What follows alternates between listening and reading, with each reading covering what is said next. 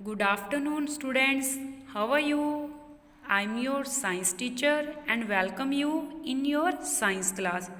Students, we have started our new chapter that is forest. And yesterday we have discussed about how to protect forest. हाँ जी बेटा, हम lesson number 3 कर रहे हैं. Lesson का नेम है फॉरेस्ट और इसमें हमने कल हाउ टू प्रोटेक्ट फॉरेस्ट के बारे में रीड किया था. हाँ जी, इसमें हमने द फॉरेस्ट कंजर्वेशन एक्ट जो 1980 में शुरू हुआ था उसके बारे में रीड किया था. नेक्स्ट हमने national parks and wildlife sanctuaries के बारे में रीड किया था. Today we will read how to protect forest part 2. हाँ जी बेटा, जो रेस्ट ऑफ द पार्ट है हाउ टू प्रोटेक्ट फॉरेस्ट का वो आज हम रीड करेंगे. Is it clear? So let's start. Bharatpur bird sanctuary in Rajasthan is the largest bird sanctuary in Asia. हाँ जी बेटा, देखिए क्या बोल रहे हैं कि जो भरतपुर वर्ल्ड सेंचुरी है ये एशिया की लार्जेस्ट बर्ड सेंचुरी है और ये कहाँ पे प्रेजेंट है? राजस्थान में. It is famous as a refuge for migratory birds like Siberian cranes, herons, ibis, pelicans and painted stork. हाँ जी, there is one word that is migratory birds. So what do you mean by migratory birds? Let me explain you. The movement of birds from या migration of birds from one place to another place during winter season is called migration of birds. ठीक है. हाँ जी बेटा, देखिए बोल रहे हैं कि कुछ जो माइग्रेटरी बर्ड्स हैं, एग्जाम्पल दिए हैं बेटा, देखिए साइबेरियन क्रेन है, बैरोन्स है, ईबीज, पेलिकन्स एंड पेंटेड स्ट्रोक, कि ये जो वर्ल्ड बर्ड सेंचुरी है ये किसके लिए फेमस है? माइग्रेटरी बर्ड्स के लिए. ठीक है. These and many other migratory birds make it their temporary home during very severe winter months. ठीक है, कि बहुत सारे ऐसे माइग्रेटरी बर्ड्स हैं जो यहाँ पे टेम्परेरी होम बनाते हैं. ठीक है. और कब बनाते हैं? जब बहुत ज़्यादा सीवियर होता है, बहुत ज़्यादा जब ठंड पड़ती है तब. Okay. Some other national parks in the Himalayan foothills are the Corbett national park and the Dudhwa national park. हाँ जी बेटा, देखिए बोल रहे हैं कुछ और भी नेशनल पार्क हैं हिमालयंस की जो हिल्स हैं उनमें, और वो कौन कौन से हैं? जैसे कॉर्बेट नेशनल पार्क है और आपका दुधवा नेशनल पार्क. ठीक है. These provide an unforgettable world life experience, कि ये जो पार्क हैं ये क्या प्रोवाइड करते हैं? अनफॉरगेटेबल. ठीक है. गेटेबल का मीन होता है बेटा ना भूलने वाला, कि वाइल्ड लाइफ जो एक्सपीरियंस है जिसको हम नहीं भुला सकते. ठीक है. ये कौन प्रोवाइड करते हैं? National park. नेक्स्ट आइए बेटे. नेक्स्ट है in number of organisations are spreading awareness about the importance of forest and trees through printing as well as electronic media, कि ऐसे बहुत सारी ऑर्गेनाइजेशंस हैं जो हमें अवेयर करते हैं किसके बारे में? Importance of forest and trees के बारे में, चाहे वो प्रिंटेड रूप में हो चाहे वो इलेक्ट्रॉनिक मीडिया के रूप में हो. ठीक है बेटा, आप अपनी बुक पे देख सकते हैं एक पोस्टर बना हुआ है और पोस्टर में क्या लिखा है? Stop deforestation. हाँ जी बेटा, deforestation means cutting down of trees. ठीक है. ये पोस्टर बनाया हुआ है और पोस्टर किसके ऊपर है? Stop deforestation. ठीक है. नेक्स्ट आइए बेटे. We all can also contribute towards forest conservation. ठीक है, कि हम सब जो हैं वो फॉरेस्ट कंजर्वेशन जो है उसमें अपनी कंट्रीब्यूशन दे सकते हैं. ठीक है. कैसे दे सकते हैं? हाँ जी, देखिए फर्स्ट पॉइंट है by minimising the use of wood and wood products. ठीक है. मिनिमाइजिंग होता है कम यूज़. ठीक है, कम. अब देखिए बोल रहे हैं कि हमें जो है वुड और वुड जो प्रोडक्ट्स हैं उनका कम से कम यूज़ करना चाहिए. ठीक है. नेक्स्ट आइए. By not using products that promote destruction of forest, कि हमें ऐसे प्रोडक्ट जो हैं उनको बढ़ावा देना चाहिए. प्रमोट होता है बढ़ावा देना. ठीक है. जो डिस्ट्रक्शन ऑफ फॉरेस्ट करते हैं, ठीक है, डिस्ट्रक्शन ऑफ फॉरेस्ट को बढ़ावा देते हैं। Many people buy fur obtain from animals ornaments made up of elephant tusk etcetera, कि बहुत सारे ऐसे लोग हैं जो एनिमल्स की जो फर होती है उसको खरीदते हैं और जो एलिफेंट की जो टस्क है उससे क्या बना रहे हैं, ऑर्नामेंट्स, ठीक है। This should not be done as it leads to killing of wild animals, कि अगर ये नहीं हो सकता या हमें ऐसा नहीं करना चाहिए क्योंकि वाइल्ड जो एनिमल्स हैं उनको मारा जा रहा है, ठीक है।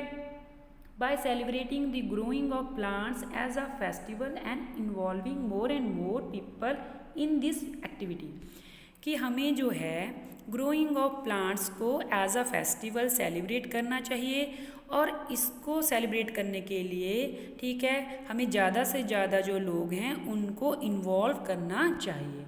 This festival is celebrated in many parts of India as Van Mahotsav, कि इंडिया की बहुत सारी ऐसी जगहें हैं जहाँ पे इस फेस्टिवल को एज अ वन महोत्सव के रूप में सेलिब्रेट किया जाता है, ठीक है। नेक्स्ट आइए बेटे, do you know Van Mahotsav is a programme launched by the Indian government to increase the number of trees in our country, कि जो वन महोत्सव है ये ऐसा प्रोग्राम है जिसको इंडियन गवर्नमेंट ने लॉन्च किया था, ठीक है, और इसमें क्या किया जाता है कि नंबर ऑफ ट्रीज जो हैं उनको ग्रो किया जाता है या प्लांट किया जाता है, ठीक है।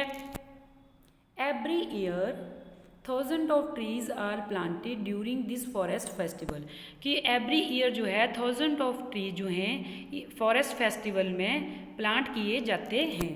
Many schools also celebrate one महोत्सव बाय प्लांटिंग ट्रीज, कि बहुत सारे ऐसे स्कूल हैं जहाँ पे वन महोत्सव जो फेस्टिवल है इसको सेलिब्रेट किया जाता है, और कैसे सेलिब्रेट करते हैं, bye planting trees. This way they contribute towards making the earth green, और इस तरह से, इस तरीके से वो अपनी कंट्रीब्यूशन जो है दे रहे हैं, किसके लिए, अपनी अर्थ को ग्रीन बनाने के लिए, ठीक है। नेक्स्ट आइए बेटे, forest are earth air purifiers, कि फॉरेस्ट को अर्थ का प्यूरिफायर्स भी बोलते हैं। They are often refer to as the earth's lung, और उनको अर्थ का लंग्स भी बोलते हैं। Just as our lungs observe carbon dioxide from the blood and infuse it with oxygen, green plants observe carbon dioxide during photosynthesis and in return release oxygen into the atmosphere. हाँ जी, देखिए बेटा क्या बोल रहे हैं कि जिस तरह से ह्यूमन बीइंग अपनी लंग्स की हेल्प से कार्बन डाइऑक्साइड को ऑब्जर्व करते हैं ब्लड से, और जो ऑक्सीजन है उसको पूरी बॉडी में सर्कुलेट करते हैं, उसी तरह जो ग्रीन प्लांट्स हैं वो ऑब्जर्व करते हैं कार्बन डाइऑक्साइड को, ठीक है, और हमें क्या देते हैं, वो ऑक्सीजन, ठीक है। और कार्बन डाइऑक्साइड को किस प्रोसेस के द्वारा वो ऑब्जर्व करते हैं, फोटोसिंथेसिस जो प्रोसेस है, ठीक है। फोटोसिंथेसिस क्या है कि ऐसी प्रोसेस जिसमें ग्रीन प्लांट्स अपना खाना बनाते हैं, उस प्रोसेस को क्या बोलते हैं, फोटोसिंथेसिस। ओके, नेक्स्ट आइए, do you know the well known Chipko Andolan literally means hug the trees movement. It originated from an ancient in a remote village high up in the Himalayas in 1972. There was a dispute between the local villagers and a logging contractor who had been allowed to fell trees in a forest close to the village. Unthreatened, the women of the Rani village reached the forest quickly and clapped the tree trunks. They thus prevented the workers from using their axes and saws to cut trees. The Chipko Andolan fueled worldwide attention. It is the symbolic heading of tree huggers who put themselves in danger in order to protect a part of the natural environment from getting harmed. हाँ जी बेटा, देखिए इस paragraph में क्या बोला है, ठीक है, कि एक मूवमेंट हुआ है, एक आंदोलन हुआ है, उसका नाम क्या था, चिपको आंदोलन, जिसका मीनिंग है हग द ट्रीज मूवमेंट, कि इसको हग द ट्रीज मूवमेंट के नाम से भी जाना जाता है, ठीक है। अभी कब हुआ है, एशियन टाइम में, ठीक है, और कब हुआ है, हिमालयस हिमालयस के जो विलेज थे वहाँ पे और 1972 में। ठीक है, अब इस मूवमेंट में क्या हुआ था कि जो लोकल विलेजर्स थे और जो कॉन्ट्रैक्टर थे उनके बीच में क्या चल रहा था, डिस्प्यूट, लड़ाई उनके बीच में हो रही थी। ठीक है, किसको लेके हो रही थी कि जो उस विलेज के जो नियर बाई जो ट्रीज थे उनको लेके। ठीक है, अब वो जो कॉन्ट्रैक्टर थे, जैसे बेटा कॉन्ट्रैक्टर होते हैं जैसे घर बनाते हैं या ट्रीज़ को काटने का जो जिम्मा लेते हैं। ठीक है, तो उनके बीच में ऐसे लड़ाई चल रही थी। अब क्या हुआ कि जैसे ही वो कॉन्ट्रैक्टर जो थे, कॉन्ट्रैक्टर के जो वर्कर्स थे उस विलेज के चारों ओर जो ट्रीज़ थे उनको काटने के लिए आते हैं, तो उस गांव की जो वुमेन्स थी वो इकट्ठी होती हैं और जाके जो ट्रीज़ थे फॉरेस्ट में, ठीक है, उनके साथ वो क्या, उनकी जो ट्रंक है उसके साथ वो चारों ओर खड़ी हो जाती हैं। ठीक है, चिपक जाती हैं। ठीक है, वो इसलिए जाती हैं ताकि जो वर्कर्स थे जिन्होंने अपने हाथ में एक्सिस ली हुई थी कि वो पेड़ों को काटने के लिए आ रहे थे, वो उनको पेड़ों को काट ना सकें, इसलिए वो पेड़ों के चारों ओर खड़ी हो जाती हैं। ठीक है, इसीलिए इस आंदोलन को चिपको आंदोलन के नाम से जाना जाता है। ठीक है, और ये अटेंशन क्रिएट करती है कि how trees are important for us, और किस तरह से लोग इनको नुकसान पहुंचा रहे हैं, हार्म कर रहे हैं और हमारी जो सराउंडिंग, हमारी जो इन्वायरमेंट है उसको हार्म कर रहे हैं। Is it clear? नेक्स्ट है ये बेटा, नेक्स्ट इज की वर्ड्स।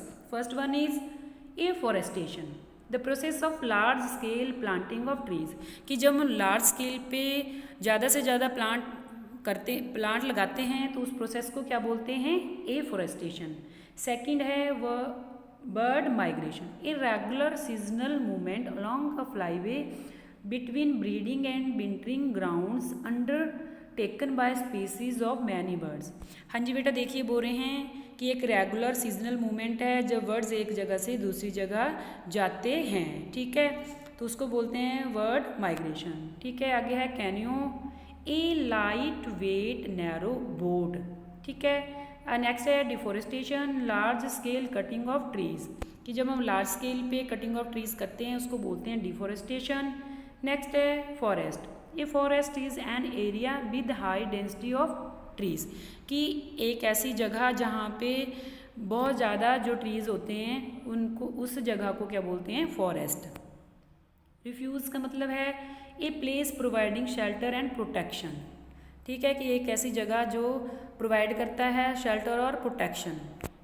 आगे है scaffold, a temporary structure use to support people and materials during construction और रिपेयर ऑफ बिल्डिंग, कि टेम्परेरी स्ट्रक्चर है, यूज़ करते हैं जब हम पीपल को सपोर्ट करते हैं या मटेरियल जब हम यूज़ करते हैं कंस्ट्रक्शन वर्क के लिए या बिल्डिंग्स को रिपेयर करने में। ओके, ठीक है, तो बेटा ये था आपका लेसन नंबर 3 और यहाँ पे लेसन नंबर 3 आपका कंप्लीट हो गया।